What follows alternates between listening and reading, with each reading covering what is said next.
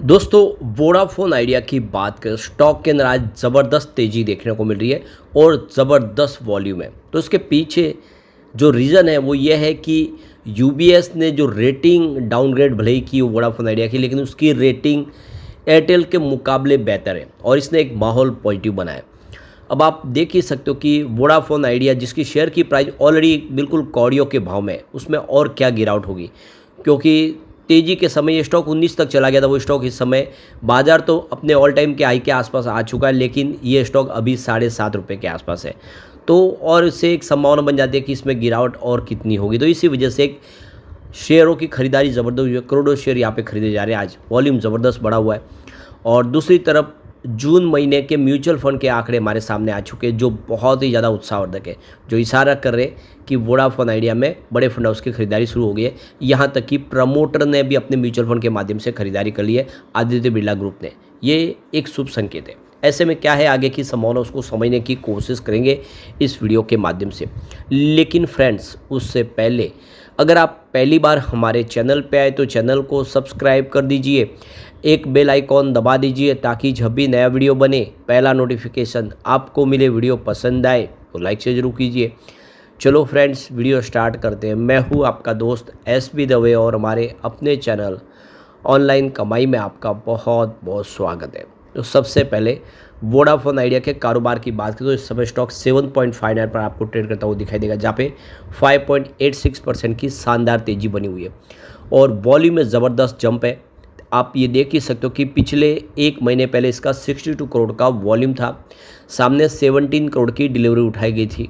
1 week पहले 39 करोड़ का volume हुआ था और 9 करोड़ का डिलीवरी बेस काम हुआ था, जबकि फ्राइडे को आप देखें तो यह 38 करोड़ के आसपास था, जबकि 10 करोड़ का वॉल्यूम हुआ था इसका डिलीवरी बेस। अब ये वॉल्यूम 38-39 करोड़ के आसपास है, लेकिन सडनली आज वॉल्यूम में ज़बरदस्त जंप देखने को मिला। सुबह सुबह 12 बजे के पहले यहाँ पे 56 करोड़ का ज़बरदस्त वॉल्यूम हो चुका है। यानी वॉल्यूम में ये उछाल इशारा कर रहा है कि बड़े फंड हाउस ने खरीदारी शुरू की है। पूरे बाजार में वॉल्यूम के मामले में इस समय वोडाफोन आइडिया नंबर 1 पे है। तो ये देख सकते हो, इसकी परफॉर्मेंस से आप समझेंगे कि ये स्टॉक लगातार निगेटिव रिटर्न दिया है, इसी वजह से यहाँ पे अब खरीदारी दिखाई दे रही है। तो पिछले 3 महीनों में देखें तो इसने 2.05% का निगेटिव रिटर्न दिया है, जबकि पिछले 3 महीनों में बाजार में शानदार तेज़ी बनी है। 1 ईयर की बात करें, इसने 57% का ज़बरदस्त निगेटिव रिटर्न दिया है। यानी जिसने भी साल भर पहले निवेश किया होगा उसको बहुत भारी नुकसान हो रहा है। 3 ईयर का रिटर्न इसका 17% निगेटिव है, जबकि 5 ईयर का रिटर्न देखें तो 23% निगेटिव है। यानी इस स्टॉक ने लगातार निगेटिव रिटर्न ही दिया है और आने वाले समय संभावना अब यहाँ से बेहतर हो सकती है। कुछ पॉजिटिव खबरें आई तो रिजल्ट भी आने वाला है, उसका भी असर देखने को मिल सकता है। तो मंडे के ट्रेडिंग सेशन में अगर आप देखें तो वोडाफोन आइडिया देख सकते सबसे बड़ी कंपनी बन के उभरी है निफ्टी मिड कैप 150 के अंदर, जिसमें ज़बरदस्त वॉल्यूम में कामकाज हो रहा है। ये टॉप गेनर बना है स्टॉक। और आप देख इसके बाद में BSC लिमिटेड और KEI industries limited, Mankind pharma और हिंदुस्तान जिंक, लेकिन सबको लीड किया है अगर तो वोडाफोन आइडिया जो सबसे बेहतर यहाँ पे आपको प्रदर्शन करता हुआ दिखाई देगा। तो यहाँ पे देख लो कि इसकी फाइनेंशियल परफॉर्मेंस देखें तो आपको यहाँ पे मिक्स पिक्चर दिखाई देगी। क्वार्टरली और एनुअल रिजल्ट में कहीं पर कुछ चैलेंजेस है तो कहीं कुछ अचीवमेंट भी किया है, कुछ बेहतर हुआ है। अभी कंपनी लॉस में तो है ही। तो consolidated quarterly revenue Vodafone idea का देखें तो यहाँ पे आपको कुछ इंक्रीज होता हुआ दिखाई देगा, जिसमें आप देखें तो 10,573 करोड़ के आसपास रहा है 2024 में। ये देख सकते हो था, जो अब देखें मार्च 2025 में 11,013 करोड़ के आसपास है।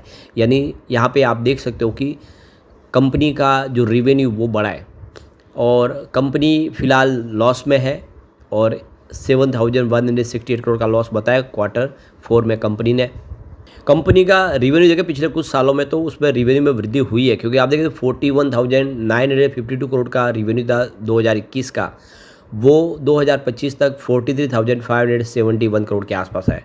यानी ये अच्छी बात है कि कंपनी का रिवेन्यू कम से कम बढ़ रहा है साल दर साल के हिसाब से। अभी लॉस है आप देखें 2025 में 27,385 करोड़ का, ये एक चिंता का विषय है। अब यहाँ पे देख सकते हो कि यूबीएस ने एयरटेल और वोडाफोन की रेटिंग को डाउनग्रेड किया है, लेकिन एयरटेल की जो रेटिंग है वो पहले न्यूट्रल थी, उसको सेल के ऊपर लाया, ये रेटिंग गिर गई है।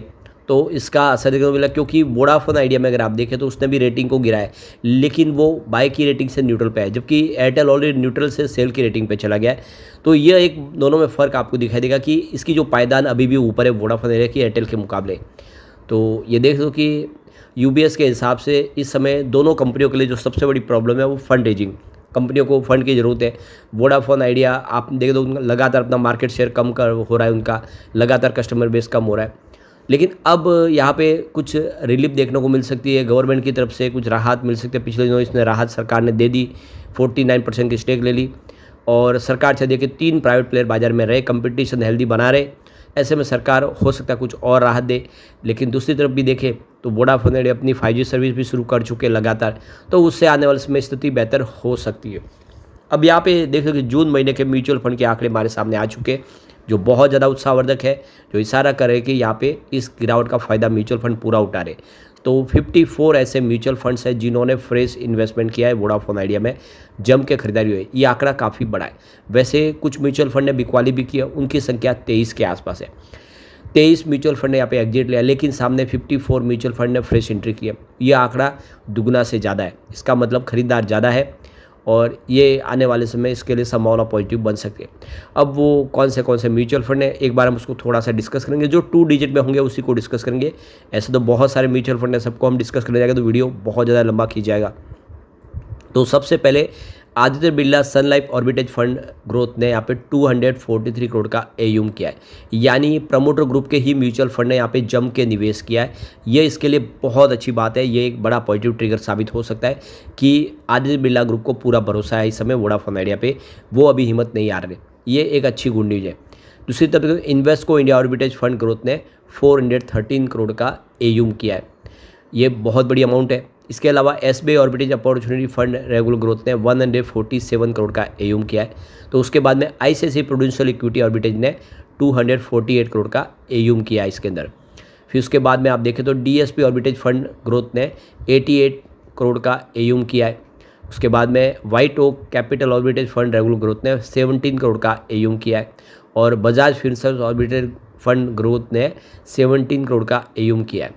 उसके बाद Nippon India ETF Nifty mid cap 150 ने 13 करोड़ का एयूम किया है, और Motilal Oswal Nifty mid cap 150 index fund regular growth ने 13 करोड़ का एयूम किया है, और Nippon India Nifty mid cap 150 index fund regular growth ने 10.42 करोड़ का एयूम किया है। उसके बाद DSP equity saving fund regular plan growth ने 39 करोड़ का एयूम किया है, और उसके बाद Kotak equity saving fund regular growth ने 35 करोड़ का एयूम किया है, और पराग पारिक ऑर्बिटेज फंड ने 12 करोड़ का एयूम किया है। तो DSP डायनामिक एसेट एलोकेशन ने 34 करोड़ का एयूम किया है। तो उसके बाद में कोटक मल्टी एसेट एलोकेशन ने भी काफ़ी बड़ा निवेश किया, करीब 61.39 करोड़ का एयूम किया है। ये इशारा है कि बड़े फंड हाउस जब क्या खरीदारी, स्पेशली जो बैंकिंग म्यूचुअल फंड्स है वो काफ़ी अच्छा करे, चाहे वो ICICI बैंक हो, SBI हो, म्यूचुअल फंड्स या फिर कोटक हो, उनकी तरफ से भी निवेश अच्छा हो रहा है। और इस सब के पीछे सबसे बड़ी जो वजह निकल के आ रही है वो है 5G सर्विस। तो 5G इस समय आप देखें तो 23 सिटीज़ के अंदर कंपनी अपनी सर्विस रोल आउट कर चुकी है, जिसमें जयपुर, कोलकाता, लखनऊ शामिल है। तो अब छोटी जो शहर है उनमें भी सर्विस शुरू हो चुकी है। तो यहाँ पे VI ने जो देखो 5G स्पेक्ट्रम 17 में से 22 टेलीकॉम सर्कल में उनको एक्वायर किया उन्होंने, और यहाँ पे नॉन स्टैंड अलोन यानी NSA 5G टेक्नोलॉजी इस्तेमाल कर रहे हैं। 4G सर्विस को भी लगातार बढ़ा रहे, जहाँ पे अभी तक उनकी 4G सर्विस नहीं पहुँचे वहाँ पे भी पहुँचा रहे, और लगातार अच्छे 5G प्लान डाटा लेके आ रहे। 299 से स्टार्ट हो रहा है इनका 5G प्लान डाटा अनलिमिटेड। और सबसे जो बड़ी बात है कि यहाँ पे कंपनी अब सैटेलाइट सर्विस भी लॉन्च करने की तैयारी, इन्होंने AST स्पेस मोबाइल के साथ में पार्टनरशिप की है, जहाँ पे अब कनेक्टिविटी नहीं है, टावर नहीं है, वहाँ पर भी सैटेलाइट के माध्यम से सर्विस देंगे।